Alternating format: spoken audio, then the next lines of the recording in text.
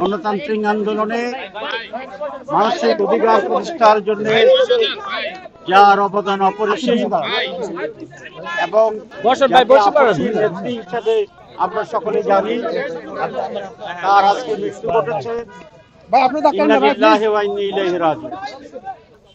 Madam এক মানুষের অধিকার প্রতিষ্ঠার সংগ্রামে একজন আপসীন নেত্রী ছিলেন। এটি ওনার রাজনৈতিক সংগ্রাম এবং জীবনের প্রতিটি পদক্ষেপে এটা প্রমাণ করেছে। উনি অত্যন্ত দেশপ্রেমিক মানুষ ছিলেন।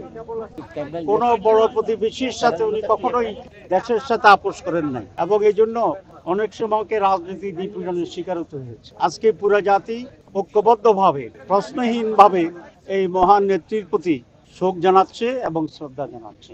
এই মুহূর্তকে যদি আমি হিসাব করি, তাহলে বাংলাদেশের সবচেয়ে জনপ্রিয় নেত্রী বা নেতা তিনি ছিলেন বেগম খালেদা জিয়া। তিনি যখন অসুস্থ ছিলেন, আমি দেখেছি পুরা জাতির সকল দল মতের মানুষেরা অত্যন্ত উদ্বেগের সাথে ওনার সুস্থতা কামনা করেছিলেন, ঐক্যবদ্ধ হয়ে পড়েছিলেন সাধারণভাবে। প্রত্যেক মানুষকেই মৃত্যুবরণ করতে হবে, তো উনি এমন ভাবে মৃত্যুবরণ করছেন, সবচেয়ে বেশি সম্মানে নিয়েই বোধহয় মৃত্যুবরণ করেছেন, সবচেয়ে বেশি ভালোবাসায় পেয়ে মৃত্যুবরণ করেছেন। রাজনৈতিক জীবনে উনি সফল ছিলেন, উনি মৃত্যুকালীনও সফল।